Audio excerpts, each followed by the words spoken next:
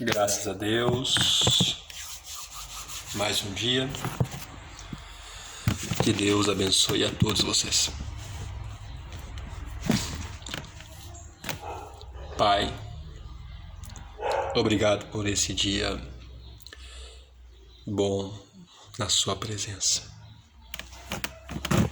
Obrigado por todo o bem que tem feito.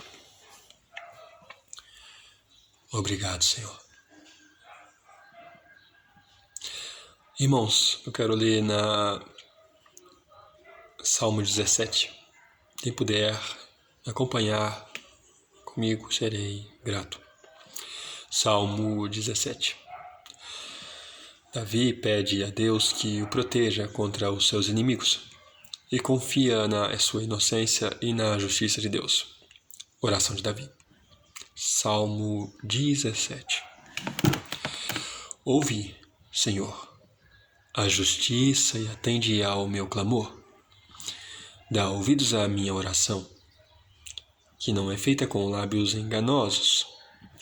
Saia a minha sentença de diante do teu rosto. Atendam os teus olhos à razão. Provaste o meu coração, vigiaste-me de noite, examinaste-me e nada achaste. O que pensei, a minha boca não transgredirá. Quanto ao trato dos homens, pela palavra dos meus lábios, me guardei da vereda do destruidor. Dirige os meus passos nos teus caminhos, para que as minhas pegadas não vacilem. Eu te invoquei, ó Deus, pois me queres ouvir. Inclina para mim os teus ouvidos e escuta as minhas palavras. Faze maravilhosas as tuas beneficências. Tu que livras aqueles que em ti confiam, dos que se levantam contra a tua destra. Guarda-me como a menina do olho, esconde-me à sombra das tuas asas. Dos ímpios que me oprimem, dos meus inimigos mortais que me andam cercando. Na sua gordura se encerram e com a boca falam soberbamente. Andam-nos agora espiando os nossos passos. Fixam os seus olhos em nós para nos derribarem por terra. Parecem-se com o leão que deseja arrebatar a sua presa e com o leãozinho que se põe em esconderijos.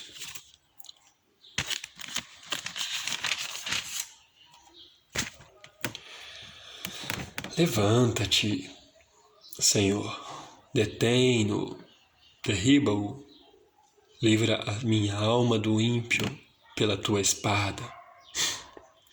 Dos homens com a tua mão, Senhor, dos homens do mundo, cuja porção está nesta vida e cujo ventre enches do teu tesouro oculto.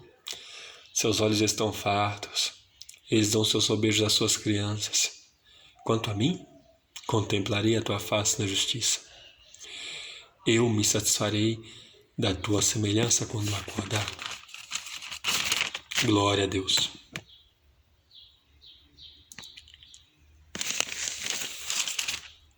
Quantas vezes você que me vê agora pediu para Deus te livrar, não é? Você protestou a sua inocência diante de inimigos mais fortes do que você. E o único que sabia da verdade era Deus, né? Mas seus inimigos, eles não se importavam. Tem uma notícia não tão boa. A vida é assim. A vida é assim. Mas eu posso dizer uma coisa para você que está me ouvindo agora, que mesmo que a vida seja assim, que você tenha inimigos poderosos te perseguindo, que às vezes você pensa, poxa, para onde eu vou? O que eu vou fazer?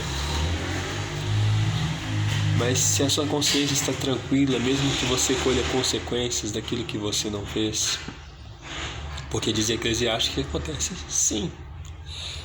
há pessoas boas a quem sucede o mal. É Eclesiastes, está escrito assim. Eu posso dizer uma coisa: Deus existe. E eu não preciso provar que Deus existe. Simplesmente eu acredito que Ele existe. Por questão de crença. Crença é um pensamento, é uma forma de pensar. Mas eu também tenho fé que Ele existe. E eu tenho fé que esse Deus que me justifica, que justificou Davi, vai te justificar também.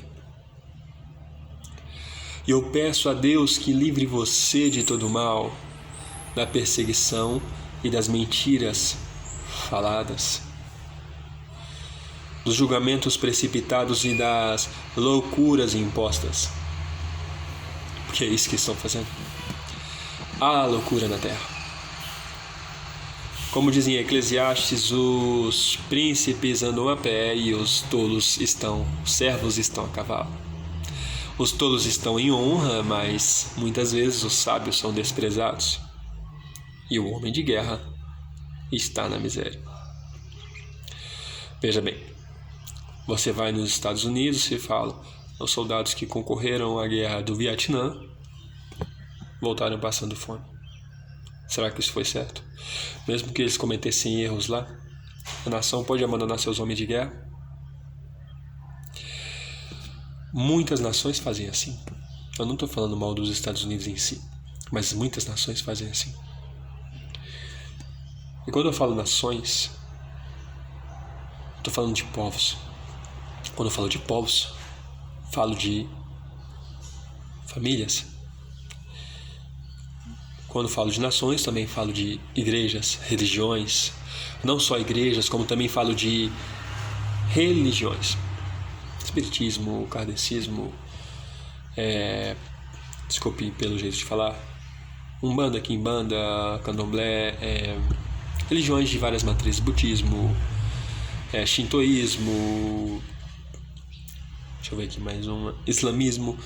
A maior parte dessas religiões são assim.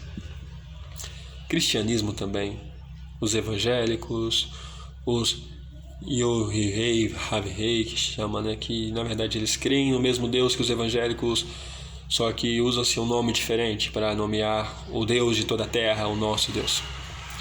Mas eu quero dizer, irmãos, que há desprezo para os homens de guerra. Quando existe um missionário que passa fome pela obra, que se sacrificou pela obra, muitas vezes as casas, isso é, as congregações e igrejas, não dão assistência para seus missionários. Eu sei porque, apesar de ser um homem simples que eu sou, eu cresci dentro de igrejas, várias igrejas eu conheci. Minha avó era tesoureira de uma igreja, foi até a velhice e ainda está viva. A minha mãe foi chamada para ser obreira e também tesoureira de uma sede. Para falar a verdade, a minha mãe foi chamada para ajudar minha avó como tesoureira numa sede de um bairro, de uma cidade, e para ser obreira na sede mundial da denominação. Eu não vou citar o nome porque eu não vou falar mal dessa denominação, que eu acho uma igreja boa. Mas eu aprendi uma coisa, irmãos: os homens de guerra são desprezados, sim. Os homens de guerra passam fome, sim. E não tangenciando e não fugindo do tema, Davi passou por tudo isso: desprezo, fome, perseguição, medo. Mas quando ele tinha o desespero, ele consultava a Deus, ele vestia o éfode e ele consultava a Deus. Ele se vedava para as mulheres e ele consultava a Deus. Quer dizer, ele se separava em santificação, apesar de toda a guerra, de toda a dificuldade que ele tinha, ele se separava em santificação. E ele perguntava: meu Deus, aconselha-me, me dê um conselho, me ajuda. Como é que eu vou fazer para vencer? Tenho inimigos demais. Eles são mais fortes do que eu. Eles são perversos. Estou sozinho no meio de homens perversos.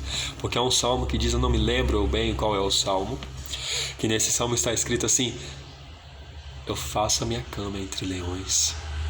Em falando eu, eles já pensam em guerra. E essa era a vida que Davi vivia.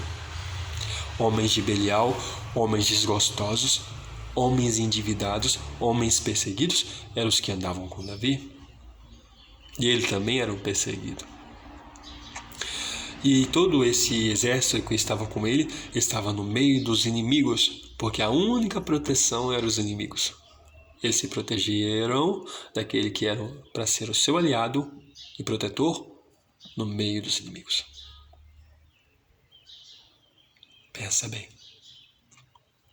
E Davi venceu. Davi venceu. A inocência de Davi foi provada. Os anos passaram. Cada palmo de terra que ele passou, os filisteus foram feitos tributários de Davi.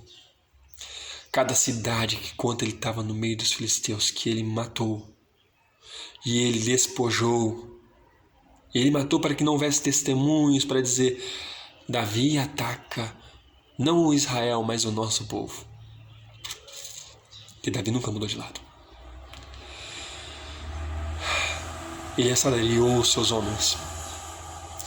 Mas Davi, depois que ele assumiu o trono, ele foi fazendo tributária